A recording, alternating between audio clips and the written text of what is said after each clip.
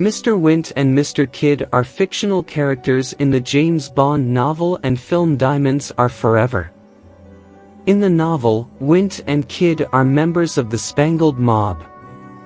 In the film, it is assumed that they are main villain Ernst Stavro Blofeld's henchmen, though the characters share no scenes with and are not seen taking instructions from Blofeld, or anyone else, except for Bert Saxby.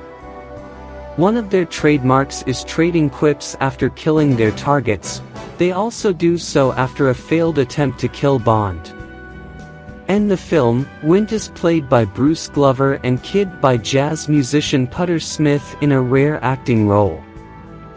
As killers and enforcers to the Spangled Mob, Wint and Kidd are tasked, among other things, to make sure the smuggling of the diamonds and everything connected to it go off without a hitch. If something does go wrong, Wint and Kidd, they are never referred to as Mr. in the novel, are sent to persuade the perpetrators never to make a mistake again. They take sadistic pleasure in killing. This is particularly evident in a scene in which they pour boiling mud over the face of a jockey who they believe has prevented a mob-owned horse from winning a race.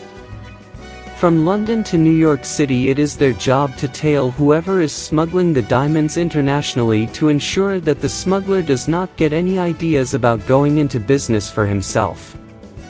For this, the duo pose as American businessmen who call themselves W. Winter and B. Kitteridge.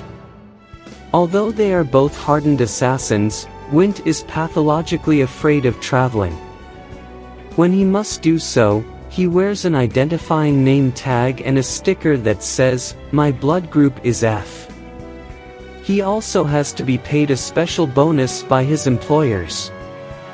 Because of his phobia, Wint picked up the nickname Windy, although no one would dare call him that to his face. Kidd is nicknamed Buffy due to his pretty boy appearance. Felix Leiter suspects that they are both homosexual, a point emphasized in the film. Wint has a large red wart on one thumb, a detail that allows Leiter to confirm his involvement when Bond mentions it. In a ghost town outside Las Vegas, the leading gangster, Serafimo Spang, penetrates Bond's cover and orders Wint and Kidd to torture Bond to learn his true identity. Wint and Kidd then perform a Brooklyn stomping, kicking Bond into unconsciousness while wearing football cleats, after which smuggler Tiffany Case helps him escape. After they kidnap Tiffany on the Queen Elizabeth, Bond comes to her rescue by climbing down the side of the ship and diving into her cabin via the porthole. They have a fight, and Bond shoots them both. To avoid trouble, he then fakes evidence in the cabin to make it look like a murder-suicide.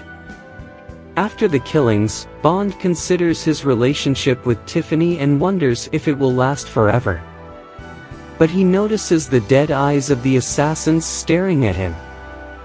Bond imagines they say, "Nothing lasts forever, except what you did to me." A reference to the book's title. Mr. Wint and his partner Mr. Kidd are American assassins working for Ernst Stavro Blofeld, Charles Gray, although are never seen interacting with him. Their assignment is to dismantle Blofeld's diamond smuggling pipeline which, for almost 2 years, has been diverting diamonds to Blofeld, who is using them to construct a powerful laser satellite. With the satellite almost completed and both CIA and MI6 investigations showing too much interest in Blofeld's activities, the smuggling pipeline must be eliminated to cover Blofeld's trail. Wint and Kidd are sent to kill off anyone who comes into contact with the diamonds after they have done their part in the diamond smuggling operation. The pair takes a sadistic pleasure in their work, for example, to Mr. Wint's amusement when Mr. Kidd photographs the body of the old lady, Mrs. Whistler, they have drowned in the canals of Amsterdam, joking about sending the pictures to the primary-age children to whom she was a school teacher. This is typical of an overtly morbid sense of humor they share, completing each other's sentences as a game and delighting in competing over labored, blackly humorous puns. Thus an attempt to incinerate James Bond alive in a crematorium is a glowing tribute and heartwarming. They also amuse themselves with the twisted application of proverbs. For example, after blowing up a helicopter in flight, Mr. Kidd begins the old quote, "If God had wanted man to fly."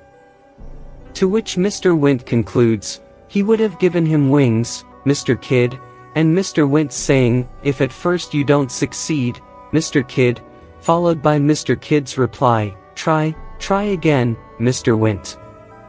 Although working closely as partners, they never address each other by their first names, instead preferring the more courtly and conventional title of courtesy, Mr. It is strongly implied in the film that the two are lovers. They are seen holding hands in one scene. Mr. Wint also has a habit of putting on women's perfume, and at one point, Mr. Kidd remarks that Tiffany Case, Jill St. John, is attractive for a lady, after which Mr. Wint looks at him jealously. Their final attempt to kill Bond and Case takes place on the SS Canberra cruise liner after Bond foils Blofeld's plot. They pose as stewards in the couple's suite, serving them a romantic dinner which they claim is courtesy of Willard White. The meal consists of oysters andalas, shashlik, tidbits, prime rib au jus and salade utopia. Dessert is la bombe surprise, in the most literal sense, since it has an actual bomb hidden inside it. However, when Mr. Wint opens the wine bottle and gives Bond the cork to smell, Bond catches the scent of Mr. Wint's cologne, links it to his misadventure in the pipeline and quickly realizes that something is wrong. He comments on the cologne, describing it as potent and strong enough to bury anything, a reference to being deposited in the Las Vegas pipeline. After tasting a glass of Mouton Rothschild 55, Bond casually remarks that he had expected a claret with such a grand dinner.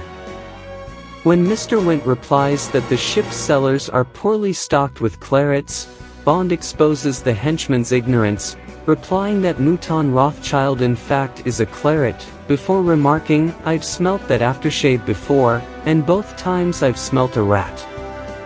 Another reference to being abandoned in the Vegas pipeline.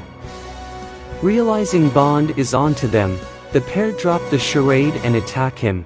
Mr. Kidd ignites the shashlik skewers and moves to impale Bond with them, while Mr. Wint strangles him with the chain from which his sommelier's taste vin is suspended.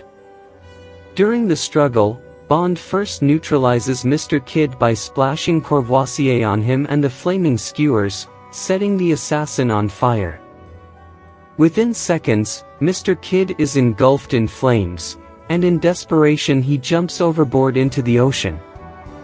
Case throws the dessert at Mr. Wint, but she misses and reveals the bomb hidden in the cake. Inspired, Bond gains the upper hand against Mr. Wint, using the villain's own coattails. 007 ties Wint's hands together. Attaching the bomb to his would-be killer's coat, 007 catapults the villain overboard. The explosion kills Wint just before he hits the water. Looking on from the deck, Bond wryly comments, "Well, he's certainly left with his tail between his legs."